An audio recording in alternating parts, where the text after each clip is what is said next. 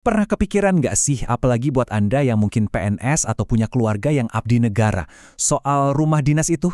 Kira-kira bisa nggak ya rumah dinas itu jadi hak milik pribadi? Nah, ini pertanyaan yang sering banget muncul. Di sini kita bakal coba bedah tuntas aturan mainnya. Kita akan lihat gimana pemerintah mencoba menyeimbangkan antara menjaga aset negara sama memberi penghargaan untuk para aparaturnya. Oke, kita langsung ke pertanyaan utamanya ya. Jadi bisa nggak sih beli rumah dinas? Jawaban singkatnya, bisa. Tapi, ada tapinya nih. Syaratnya tuh ketat banget. Kebijakannya dirancang dengan sangat hati-hati, jadi ya nggak semua rumah dinas bisa begitu saja dialihkan ke pemilikannya. Yuk kita gali lebih dalam lagi aturannya. Sebelum kita jauh ngomongin soal jual beli, penting banget nih buat kita punya pemahaman yang sama dulu. Apa sih sebenarnya yang dimaksud dengan rumah negara itu secara hukum? Definisi ini jadi fondasi dari semua pembahasan kita nanti. Nah, menurut peraturan pemerintah, rumah negara itu ternyata bukan sekedar properti atau bangunan biasa loh, ada tujuan spesifik di baliknya, yaitu sebagai fasilitas untuk mendukung kelancaran tugas seorang abdi negara. Tujuannya simpel, supaya mereka bisa kerja lebih optimal, apalagi yang ditempatkan di lokasi-lokasi yang strategis. Jadi, fungsinya itu lekat banget sama pelayanan publik. Nah, ini dia nih bagian yang paling krusial. Jadi pemerintah itu nggak menganggap semua rumah dinas itu sama. Ternyata ada 3 golongan yang berbeda.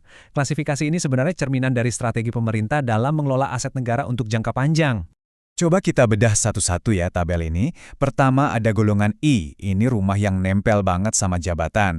Jadi selama jabatannya masih ada, rumahnya harus siap sedia buat pejabat yang berikutnya. Ini aset operasional murni, jadi nggak bisa dijual. Terus golongan 2, ini nggak terikat sama jabatan tertentu, tapi statusnya tetap dianggap vital buat negara. Mungkin buat penugasan-penugasan khusus gitu. Keduanya sama-sama nggak bisa dijual, tujuannya untuk menjaga kapasitas negara. Nah yang terakhir, golongan 3, ini yang beda. Biasanya ini adalah rumah-rumah yang secara strategis udah nggak lagi dianggap kritikal buat operasional negara. Jadi mengalihkannya ke penghuni jadi salah satu cara untuk menghargai pengabdian, sekaligus ya mengurangi beban pemeliharaan buat negara. Oke, jadi fokus kita sekarang mengerucut ke satu jenis aja, rumah negara golongan 3. Tapi, tunggu dulu. Walaupun statusnya golongan 3, bukan berarti otomatis bisa langsung dibeli gitu aja. Tetap ada aturan main yang jelas dan harus diikuti. Coba kita lihat rinciannya di sini. Pertama, ya jelas, status rumahnya harus golongan 3. Kedua, dan ini penting banget, penjualan itu hanya untuk penghuni yang sah. Kenapa? Karena ini sifatnya penghargaan atas jasa, bukan program jualan rumah komersial. Ini juga buat mencegah spekulasi dari pihak luar. Ketiga, penghuninya harus aktif mengajukan permohonan, jadi bukan ditawarin ya. Dan terakhir, tentu saja, rumahnya harus bersih dari sengketa hukum. Kutipan dari peraturannya ini benar-benar mengunci seluruh logika kebijakannya. Frasa hanya dapat dialihkan haknya kepada penghuni itu menegaskan kalau ini adalah hak eksklusif, sebuah fasilitas yang diberikan sebagai bentuk pengakuan, bukan sekedar transaksi bisnis yang terbuka untuk umum. Terus, gimana cara transaksinya berjalan? Ini nggak kayak kita beli rumah biasa di pasaran yang bisa langsung bayar lunas atau pakai KPR bank. Pemerintah punya mekanisme khusus yang memang dirancang untuk situasi seperti ini. Sistemnya itu disebut sewa beli. Mungkin ada yang bertanya, kenapa pakai mekanisme ini? Jawabannya, karena ini dianggap jalan tengah yang paling aman dan adil. Buat penghuni, ini jelas memberikan kemudahan karena bisa bayar dengan cara mencicil.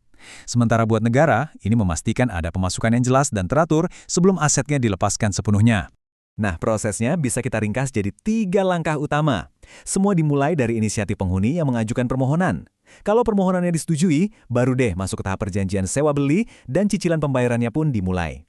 Setelah bertahun-tahun mencicil dan akhirnya lunas, barulah tiba momen puncaknya, pengalihan hak kepemilikan secara penuh dan resmi.